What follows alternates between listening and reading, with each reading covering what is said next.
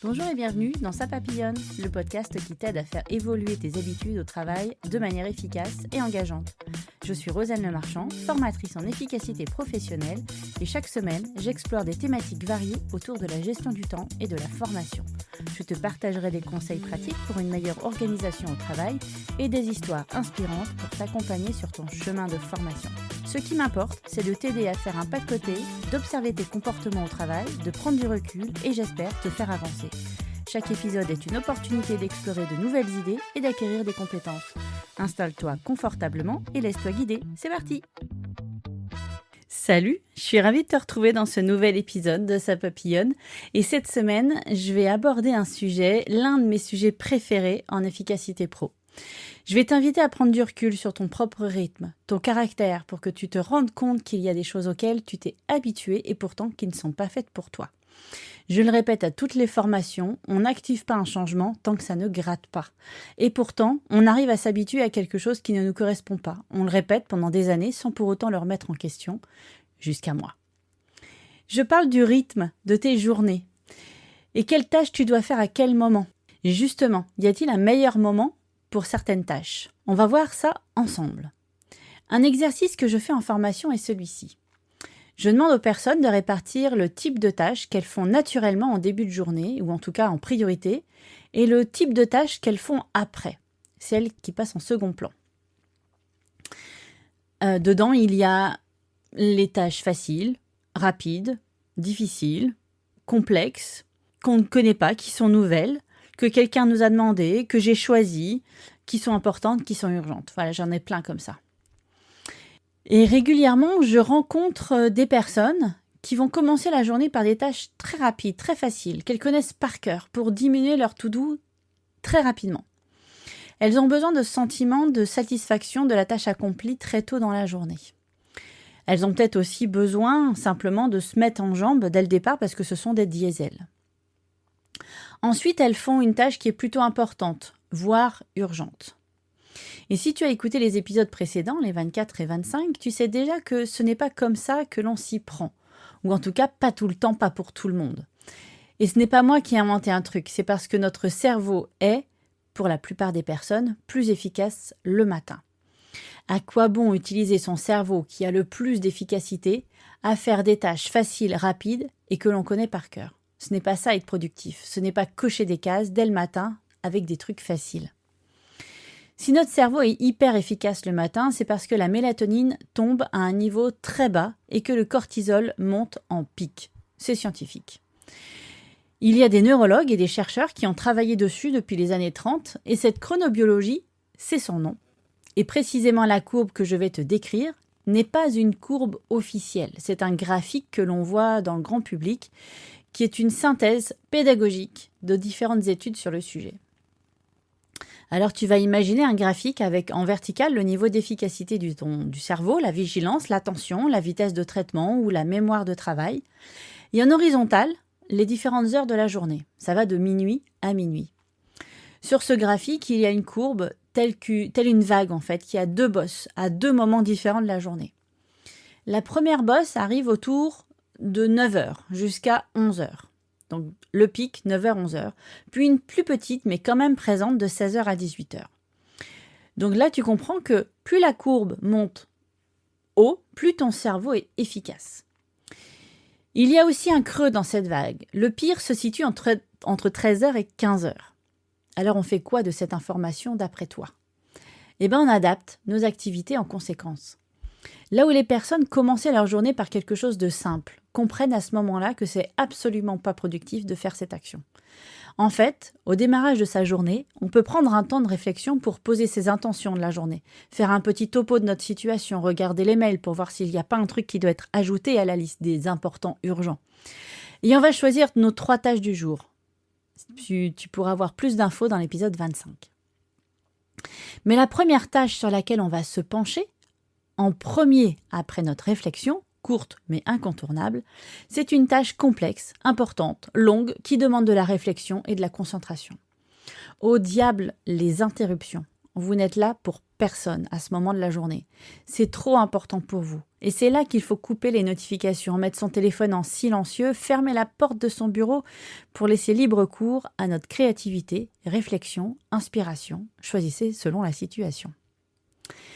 Je ne te dis pas, par contre, de rester 3 heures à te concentrer dessus. Le cerveau a aussi besoin de pause, toutes les 1h30 au minimum. Et quand c'est toi qui choisis ta respiration, c'est encore meilleur. À ce moment-là, tu es hyper efficace. Et ce que tu vas faire en 1h30 va être plus qualitatif que si tu l'avais fait en plusieurs fois parce que tu as été interrompu sur 4 heures. Une fois que ce créneau est terminé, en général, ton cerveau ayant besoin d'une autre pause, tu commences à avoir ta réflexion et ton inspiration qui s'effilochent. Et c'est le moment de passer à autre chose. Quelque chose de plus facile, plus rapide, que tu connais par cœur, parce que là, ton cerveau ne peut pas faire mieux. S'il y a bien une habitude à revoir, c'est celle-là. Et pourtant, on ne nous a pas appris à le faire. On nous a donné un rythme selon les demandes des uns, des autres, et on ne s'est jamais posé la question si c'était efficace ou pas. Alors, si tu veux aller plus loin, il faut savoir que cette courbe est généraliste, quand même, et que tout le monde ne répond pas à ce modèle. Il y a une personne qui a publié un livre pour définir 4 chronotypes différents avec des animaux pour les représenter. Cette personne, c'est le docteur Michael Breus. Son livre s'appelle « Quand ? Faites votre révolution chronobiologique ». Dans les 4 chronotypes, il y a, voici la description, le lion, qui lui est plutôt matinal, et ça concerne 10 à 20% de la population. Il a un profil plutôt lève-tôt, avec une énergie forte dès le matin, proactif, planificateur, productif avant midi, et puis une chute d'énergie en fin d'après-midi, avec un besoin de se coucher tôt. Là, le pic où il a le plus d'efficacité, c'est de 8h à 11h. C'est là qu'il faut absolument manger sa petite grenouille. Ensuite, il y a l'ours, qui est le majoritaire, 50% de la population qui est représentée par l'ours, avec un profil rythmé, aligné sur le cycle solaire, avec une performance plutôt équilibrée, un meilleur rendement en fin de matinée, en début d'après-midi, et puis il est sensible au manque de sommeil. Le pic où il a une très forte efficacité est entre 10h et 13h. Maintenant, le loup, qui concerne 15 à 20% de la population, qui est plutôt une personne nocturne. C'est un lève-tard. Il a la créativité et la concentration meilleure l'après-midi et le soir. Il a des matinées difficiles et il préfère travailler quand c'est calme. Lui, son pic cognitif, c'est 16h-22h. Lui, c'est le propre du diesel. Il va plutôt, du coup, travailler en fin d'après-midi et le soir. Et puis le matin, il va plutôt faire des tâches routinières, plutôt un échauffement, avec une petite to-do sympa. Et puis en dernier, nous avons le dauphin, avec un sommeil plutôt léger, fragmenté, qui ne concerne que 10% de la population. Lui, il a un profil de dormeur léger, de perfectionniste, sensible au stress. Il a des difficultés d'endormissement et des réveils nocturnes, des pics cognitifs variables, mais souvent en fin de matinée. Ces pics-là, c'est entre 10h et midi, et puis entre 16h et 18h. Donc les tâches exigeantes à faire en fin de matinée, et puis de l'administratif après.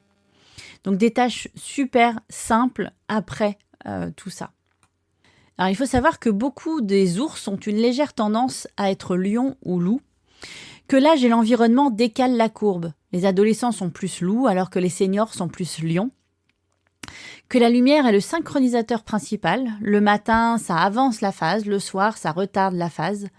Ce que l'on peut retenir de ces différents chronotypes, c'est que nous ne sommes pas toutes et tous pareils. S'écouter, apprendre à se connaître est la meilleure des solutions car une fois que l'on sait comment on fonctionne, on est plus à même de faire les bonnes tâches au bon moment.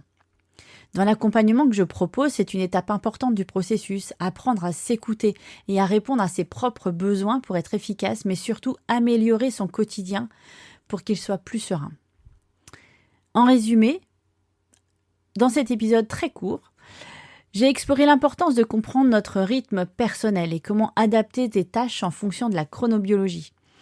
Nous avons vu que beaucoup d'entre nous ont pris l'habitude de commencer la journée par des simples tâches, mais ce n'est pas toujours la meilleure stratégie. Pensez à la grenouille et surtout pensez à votre rythme.